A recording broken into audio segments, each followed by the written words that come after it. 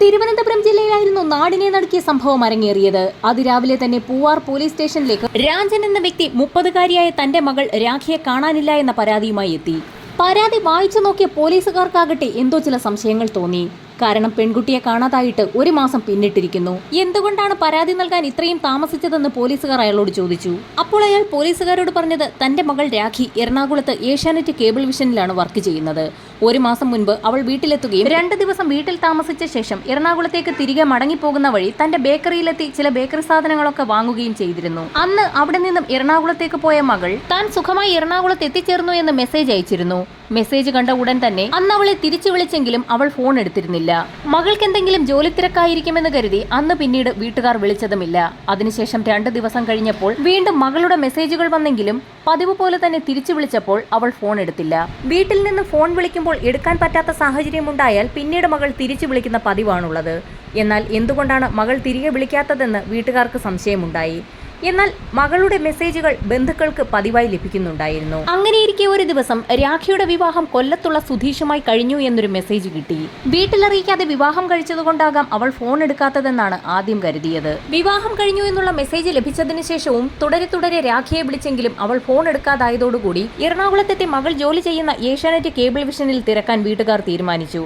അങ്ങനെ രാഖിയുടെ അച്ഛൻ എറണാകുളത്തെത്തി അന്വേഷിച്ചപ്പോൾ 1 മാസം മുൻപ് നാട്ടിലേക്ക് അവധിയെടുത്തു പോയ രാഖി ഇതുവരെയും തിരിച്ചു വന്നില്ല എന്നുള്ള വിവരമാണ് ലഭിച്ചത്. ഇതേ തുടർന്നാണ് തങ്ങളുടെ മകളെ കാണാനില്ല എന്നുള്ള പരാതിയുമായി രാജൻ പൂവാർ പോലീസ് സ്റ്റേഷനിലെത്തിയത്. അങ്ങനെ പൂവാർ പോലീസ് സ്റ്റേഷനിൽ ഒരു മാൻ മിസ്സിംഗ് കേസ് രജിസ്റ്റർ ചെയ്യുകയും പോലീസ് സംഘം അന്വേഷണം ആരംഭിക്കുകയും ചെയ്തു. ആദ്യഘട്ടത്തിൽ രാഖിയുടെ മൊബൈൽ നമ്പർ കേന്ദ്രീകരിച്ച് ഒരു അന്വേഷണം നടത്താൻ പോലീസ് തീരുമാനിച്ചു. രാഖിയുടെ മൊബൈൽ നമ്പറിലേക്ക് വിളിച്ചു നോക്കിയപ്പോൾ അത് സ്വിച്ച് ഓഫ് ആയിരുന്നു. മൊബൈൽ നമ്പർ കേന്ദ്രീകരിച്ച് കൂടുതൽ വിവരങ്ങൾ ശേഖരിക്കുന്നതിന്റെ ഭാഗമായി രാഖിയുടെ മൊബൈൽ നമ്പർ സൈബർ സെല്ലിന് കൈമാറി. അങ്ങനെ ഏതാനും ദിവസങ്ങൾക്ക് ശേഷം സൈബർ സെല്ലിൽ നിന്നും പൂവാർ പോലീസ് സ്റ്റേഷനിലേക്ക് ഒരു ഫോൺ കോൾ എത്തി. രാഖിയുടെ മൊബൈലുമായി ബന്ധപ്പെട്ട് ചില വിവരങ്ങൾ ലഭിച്ചിരിക്കുകയാണ്. രാഖിയുടെ മൊബൈൽ നമ്പർ കഴിഞ്ഞ 1 മാസമായി ആക്റ്റീവാണ്. തിരുവനന്തപുരം നെയ്യാറ്റിൻകരയിൽ നിന്നും എറണാകുളത്തേക്കാണ് രാഖി ആദ്യം പോയിരിക്കുന്നത്. അവിടെ നിന്നും ഗുരുവായൂർ ഭാഗത്തേക്ക് പോയതായി മൊബൈൽ ടവർ കേന്ദ്രീകരിച്ചുള്ള അന്വേഷണത്തിൽ വ്യക്തമായി. ഇതോടൊപ്പം തന്നെ വളരെ നിർണായകമായ ഒരു വിവരം കൂടി സൈബർ സെല്ലിന്റെ ഭാഗത്തു നിന്നും പോലീസിന് ലഭിച്ചു. കഴിഞ്ഞ 1 മാസം നിരവധി കോളുകളാണ് രാഖിയുടെ മൊബൈൽ നമ്പറിലേക്ക് വന്നിരിക്കുന്നത്. എന്നാൽ അതിൽ ഒരു കോൾ പോലും രാഖി അറ്റൻഡ് ചെയ്തിട്ടില്ല. എന്നാൽ രാഖിയുടെ ഫോണിലേക്ക് വന്ന നിരവധി കോളുകളിൽ ഏതാനും ചില നമ്പറുകളിലേക്ക് രാഖി തിരിച്ചു വിളിച്ചിട്ടുണ്ട്. എന്നാൽ ആ കോളുകളൊക്കെ അറ്റൻഡ് ചെയ്യുന്നതിന് മുൻപ് തന്നെ കട്ടാക്കിയിരിക്കുകയാണ്. എന്നാൽ രാഖിയുടെ ഫോണിൽ നിന്നും വീട്ടുകാർക്കും ബന്ധുക്കൾക്കും മെസ്സേജുകളൊക്കെ വന്നിട്ടുണ്ട്. രാഖി യാത്ര ചെയ്തിരിക്കുന്ന വിവിധ മേഖലകളിലെ ടവർ ലൊക്കേഷനുകളിൽ നിന്നാണ് മെസ്സേജുകൾ വന്നിട്ടുള്ളത്. ഇതോടൊപ്പം തന്നെ ഒരു സുപ്രധാന വിവരം കൂടി സൈബർ സെല്ലിന്റെ ഭാഗത്തു നിന്നും ലഭിച്ചു. ഏറ്റവും ഒടുവിലായി രാഖിയുടെ മൊബൈൽ നമ്പറിൽ നിന്ന് ലഭിച്ചിട്ടുള്ള മെസ്സേജുകളൊക്കെ തന്നെ മറ്റൊരു ഫോണിൽ നിന്നാണ് അയച്ചിട്ടുള്ളത്. അതായത് രാഖിയെ കാണാതാകുന്ന സമയത്ത് അവളുടെ കൈവശമുണ്ടായ മൊബൈലിൽ നിന്നും രാഖിയുടെ നമ്പറുള്ള സിം മറ്റൊരു ഫോണിലേക്ക് മാറ്റിയിട്ട് അതിൽ നിന്നാണ് മെസ്സേജുകൾ വന്നിരിക്കുന്നത്. പോലീസിന് ആകെ കൺഫ്യൂഷനായി.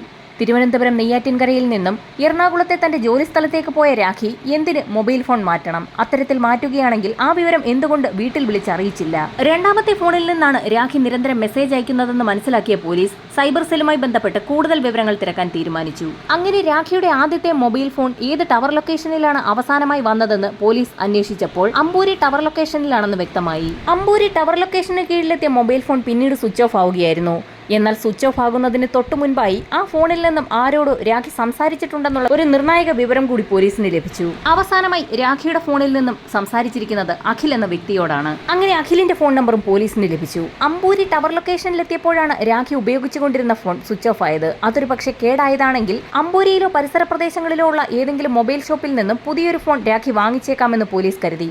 അങ്ങനെയെങ്കിൽ പരിസര പ്രദേശങ്ങളിലെ മൊബൈൽ കടകളുമായി ബന്ധപ്പെട്ട ഒരു അന്വേഷണം നടത്താൻ പോലീസ് ഒരു സംഘത്തെ അങ്ങോട്ടേക്ക് അയച്ചു. ഇതോടൊപ്പം തന്നെ രാഖിയുടെ ഫോണിലേക്ക് അവസാനമായി വിളിച്ച അഖിലിനെ കുറിച്ചും പോലീസ് അന്വേഷിച്ചു. അങ്ങനെ പോലീസ് സംഘം അഖിലിന്റെ മൊബൈൽ ഫോണിലേക്ക് വിളിച്ചപ്പോൾ തന്നെ ഫോൺ കണക്ട് ആവുകയും അഖിൽ കോൾ അറ്റൻഡ് ചെയ്യുകയും ചെയ്തു. വിളിക്കുന്നത് പൂവാർ പോലീസ് സ്റ്റേഷനിൽ നിന്നാണെന്നും രാഖിമോൾ എന്നൊരു വ്യക്തിയെ അറിയുമോ എന്നും പോലീസുകാർ അഖിലിനോട് ചോദിച്ചു. അപ്പോൾ തന്നെ അഖിൽ മറുപടിയും നൽകി. താൻ ലഡാക്ക് സൈന്യത്തിലാണ് ജോലി ചെയ്യുന്നത്. രാഖിമോളെ വളരെ വർഷങ്ങൾക്ക് മുൻപ് തന്നെ അറിയാം. വല്ലപ്പോഴുമൊക്കെ നാട്ടിൽ വരുമ്പോൾ കാണാറുണ്ട്. ഇത്തവണയും നാട്ടിൽ വന്നപ്പോൾ രാഖി നാട്ടിലുണ്ടോ എന്നറിയുന്നതിനാണ് അവളെ വിളിച്ചതെന്ന് വ്യക്തമാക്കി. രാഖിയെ എന്നാണ് അഖിൽ വിളിച്ചതെന്ന് പോലീസ് ചോദിച്ചപ്പോൾ 1 മാസം മുൻപാണ് അവളെ വിളിച്ചതെന്നും എന്നാൽ അവൾ നാട്ടിലില്ല, എറണാകുളത്തെ ജോലിസ്ഥലത്തേക്ക് പോവുകയാണെന്ന് പറഞ്ഞതുകൊണ്ട് രാഖിയെ പിന്നീട് കണ്ടിട്ടേയില്ല എന്ന് അഖിൽ പോലീസിനോട് പറഞ്ഞു. അതുമാത്രമല്ല, താൻ വീട് പണിയുടെ തിരക്കിലായതിനാൽ പിന്നീട് അവളെ കോൺടാക്ട് ചെയ്യാൻ കഴിഞ്ഞില്ല എന്നും അവൻ പോലീസിനോട് പറഞ്ഞു. ഇത്രയും പറഞ്ഞു നിർത്തിയപ്പോൾ അഖിൽ ഇപ്പോൾ എവിടെയാണുള്ളതെന്ന് പോലീസ് അന്വേഷിച്ചു. താൻ ലഡാക്ക് സൈന്യത്തിലാണ് ഉള്ളതെന്നും അവൻ വ്യക്തമാക്കി. അഖിൽ ഇത്രയൊക്കെ പറഞ്ഞെങ്കിലും അഖിലിന്റെ വീട്ടിലും പരിസരത്തും ഒരു അന്വേഷണം നടത്താൻ പോലീസ് തീരുമാനിച്ചു. അങ്ങനെ അഖിലിന്റെ അമ്പൂരിയിലെ വീട്ടിലേക്ക് പോലീസ് എത്തുകയും വിവരങ്ങൾ തിരക്കുകയും ചെയ്തു. എന്നാൽ അഖിൽ പറഞ്ഞ കാര്യങ്ങളൊക്കെ ശരിവെക്കുന്ന രീതിയിലായിരുന്നു വീട്ടുകാരുടെയും സംസാരം. രാഖിമോളെ കുറിച്ച് അഖിലിന്റെ വീട്ടിലും പരിസരത്തുള്ളവരോടും തിരക്കിയെങ്കിലും യാതൊരു വിവരവും ലഭിച്ചില്ല. തുടർന്ന് പോലീസ് സംഘം മൂന്നായി തിരിഞ്ഞ് സമഗ്രമായ ഒരു അന്വേഷണം ആരംഭിച്ചു. ഒരു സംഘം പോലീസുകാർ രാഖിയുടെ പുതിയ മൊബൈൽ നമ്പറിന്റെ IMEI നമ്പർ വെച്ച് കാട്ടാക്കടയിലും അമ്പൂരിലുമുള്ള മൊബൈൽ കടകൾ കയറിയിറങ്ങി പരിശോധിച്ചു. ഒരു സംഘം പോലീസുകാർ അമ്പൂരിലും പരിസര പ്രദേശങ്ങളിലുമുള്ള CCTV ദൃശ്യങ്ങൾ ശേഖരിച്ചു തുടങ്ങി. ഇതേസമയം തന്നെ മറ്റൊരു പോലീസ് സംഘം രാഖിയുടെ വീട്ടിലെത്തി രാഖിയുടെ കാമുകനായ സുധീഷിനെ കുറിച്ച് അന്വേഷിച്ചെങ്കിലും പരിസരത്ത് നിന്നോ വീട്ടിൽ നിന്നോ അങ്ങനെയൊരു വ്യക്തിയുമായി രാഖിക്ക് അടുപ്പമുള്ളതായി പറഞ്ഞു കേട്ടിട്ടില്ല എന്നുള്ള വിവരമാണ് ലഭിച്ചത്. ഈ സമയത്താണ് അഖിൽ എന്ന വ്യക്തിയെക്കുറിച്ച് രാഖി എപ്പോഴെങ്കിലും പറഞ്ഞിട്ടുണ്ടോ എന്ന് പോലീസ് അന്വേഷിച്ചത്. രാഖിക്കൊരു പയ്യനുമായി അടുപ്പമുണ്ടായിരുന്നു. എന്നാൽ അയാളുടെ പേര് സുധീഷ് എന്നല്ലായിരുന്നു എന്നാണ് പരിസരവാസികൾ പറഞ്ഞത്. അഖിൽ എന്ന പേര് അവൾ പറഞ്ഞു കേട്ടിട്ടുള്ളതായും ചിലർ മൊഴി നൽകി. ഈ സമയത്താണ് കാട്ടാക്കട മേഖലയിൽ മൊബൈൽ ഫോൺ കേന്ദ്രീകരിച്ച് അന്വേഷണം നടത്തുന്ന പോലീസ് സംഘത്തിന് ഒരു നിർണായക വിവരം ലഭിച്ചത്. നിലവിൽ രാഖിയുടെ മെസ്സേജുകൾ വന്നുകൊണ്ടിരിക്കുന്ന മൊബൈൽ ഫോൺ കാട്ടാക്കടയിലെ ഒരു കടയിൽ നിന്നും വാങ്ങിയതാണ്. അത് വാങ്ങിയ ആളിന്റെ അഡ്രസ്സും പോലീസിന് ലഭിച്ചു. അമ്പൂരി തട്ടാമുക്കിലുള്ള ആദർശാണ് ആ ഫോൺ വാങ്ങിയിരിക്കുന്നത്. ആദർശിനെ കുറിച്ചുള്ള അന്വേഷണത്തിനൊടുവിൽ അവൻ അഖിലിന്റെ സുഹൃത്താണെന്ന് മനസ്സിലായി. ഇതോടുകൂടി മറ്റൊരു വിവരവും പോലീസിന് ലഭിച്ചു. അഖിലിന്റെ ജ്യേഷ്ഠൻ രാഹുൽ മിസ്സിംഗ് ആണ്. ഒരുപക്ഷെ പട്ടാളക്കാരനായ അഖിലിനെ തിരക്കി അവരുടെ വീട്ടിലെത്തിയതുകൊണ്ടാവുമോ രാഹുൽ മിസ്സായതെന്ന് പോലീസിന് സംശയം തോന്നി. രാഹുൽ, അഖിൽ, ആദർശ്, രാഖിമോൾ ഇവർ തമ്മിൽ എന്തോ ചില കണക്ഷൻ ഉണ്ടെന്ന് പോലീസിന് വ്യക്തമായി. ഇതോടുകൂടി ആദ്യം തന്നെ കാട്ടാക്കടയിൽ നിന്ന് മൊബൈൽ ഫോൺ വാങ്ങിയ ആദർശിനെ ചോദ്യം ചെയ്യാൻ പോലീസുകാർ തീരുമാനിച്ചു. എന്നാൽ ആദർശിന്റെ വീട്ടിലെത്തിയ പോലീസുകാർ കണ്ടത് ഒരു സർജറിക്ക് ശേഷം വിശ്രമത്തിൽ കഴിയുന്ന ആദർശിനെയാണ്. ആദർശിനോട് പോലീസ് പതുക്കെ കാര്യങ്ങൾ ഓരോന്നായി ചോദിച്ചു തുടങ്ങി. കാട്ടാക്കടയിൽ നിന്നും വാങ്ങിച്ച മൊബൈൽ ഫോൺ എന്ത് ചെയ്തു എന്നായിരുന്നു ആദ്യത്തെ ചോദ്യം.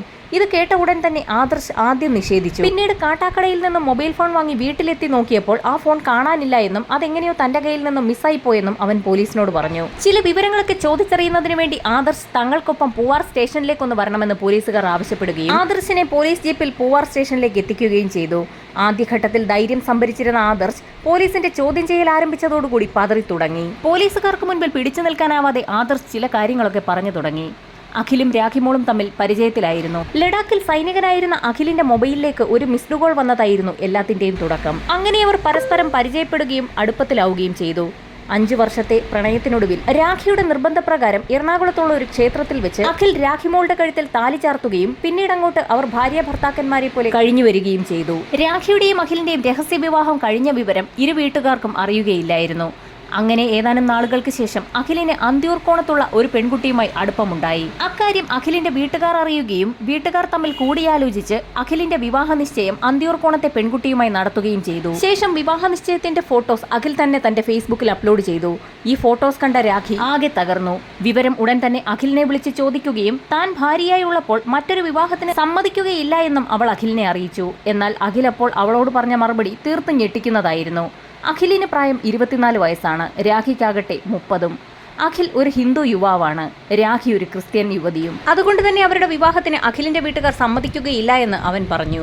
അങ്ങനെ അഖിലും രാഖിയും തമ്മിൽ നിരന്തരം വഴക്കുണ്ടാവുകയും രാഖി ഫോൺ വിളിച്ചാൽ പോലും അഖിൽ എടുക്കാതെയാവുകയും ചെയ്തു. അഖിൽ തന്നെ ഒഴിവാക്കുകയാണെന്ന് മനസ്സിലാക്കിയ രാഖി അഖിലുമായി നിശ്ചയം കഴിഞ്ഞ അന്തിയൂർക്കോണത്തെ പെൺകുട്ടിയുടെ വീട്ടിലെത്തി അഖിലും താനും തമ്മിൽ അടുപ്പത്തിലാണെന്നും വിവാഹിതരാണെന്നും ഫോട്ടോ സഹിതം തെളിവ് നിരത്തി അവർക്ക് കാണിച്ചു കൊടുത്തു. ഇതോടുകൂടി അഖിലുമായുള്ള വിവാഹത്തിൽ നിന്നും അന്തിയൂർക്കോണത്തെ വീട്ടുകാർ പിന്മാറി. അന്തിയൂർക്കോണത്തെ പെൺകുട്ടിയെ വിവാഹം കഴിച്ച് താൻ പുതിയതായി നിർമ്മിക്കുന്ന വീട്ടിൽ കഴിയണമെന്ന് ആഗ്രഹിച്ചിരുന്ന അഖിലിന് ഇതോടുകൂടി വാശിയായി. വിവാഹശേഷം താമസിക്കുന്നതിനായി അഖിൽ നിർമ്മിച്ചുകൊണ്ടിരിക്കുന്ന പുതിയ വീടിന്റെ സിറ്റൌട്ടിൽ അഖിലും ആദർശും രാഹുലും ഒത്തുകൂടി.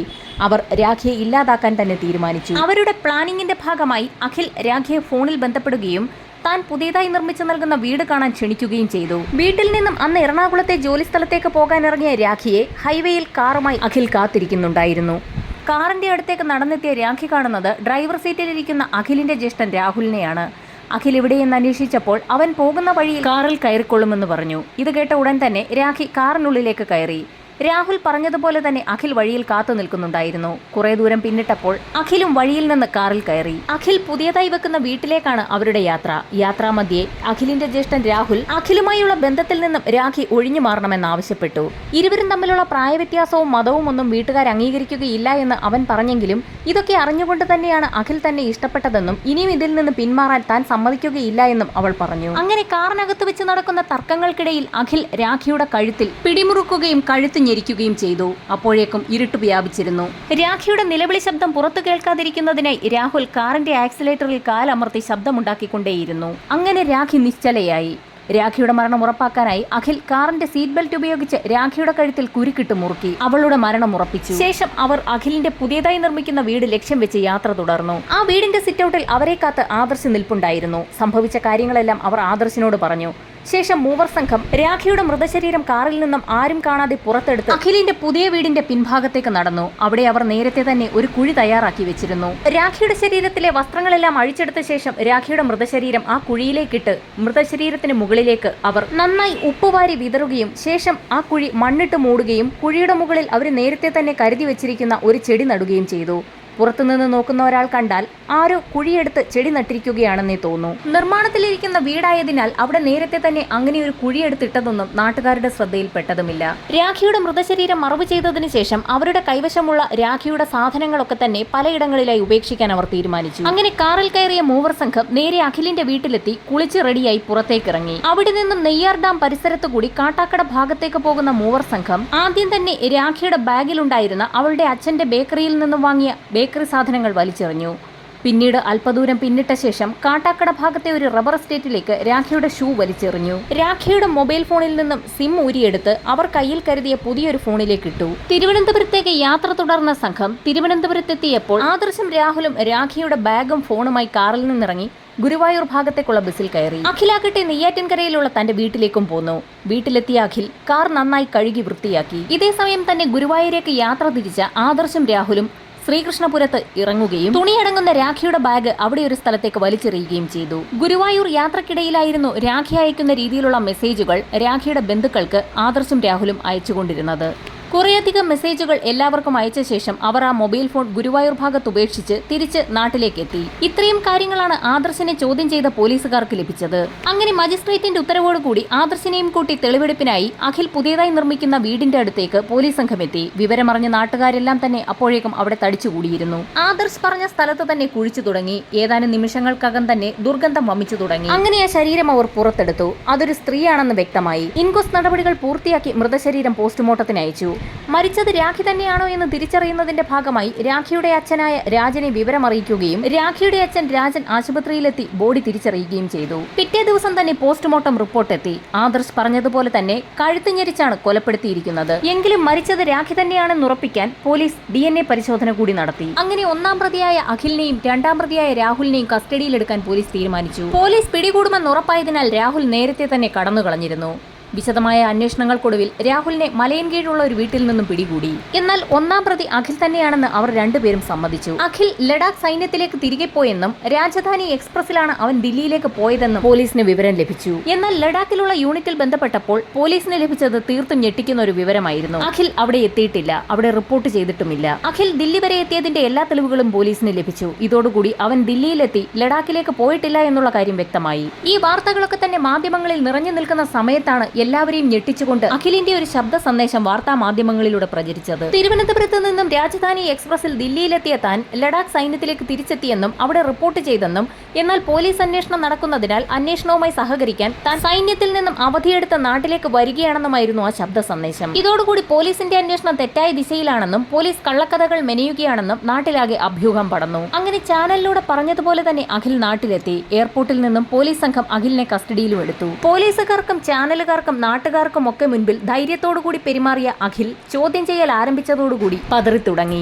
അങ്ങനെ മൂവർ സംഘവുമായി പോലീസ് തെളിവെടുപ്പ് ആരംഭിച്ചു. രാഖിയുടെ കൊലപാതക സമയത്ത് സംഘം ഉപയോഗിച്ചിരുന്ന കാർ ഉപേക്ഷിച്ച നിലയിൽ തമിഴ്നാട്ടിലെ തൃപ്പരപ്പിൽ നിന്നും പോലീസ് കണ്ടെടുത്തിരുന്നു. അഖിലിന്റെ സൈനികനായ ഒരു സുഹൃത്തിന്റെ കാർ ആയിരുന്നു അത്.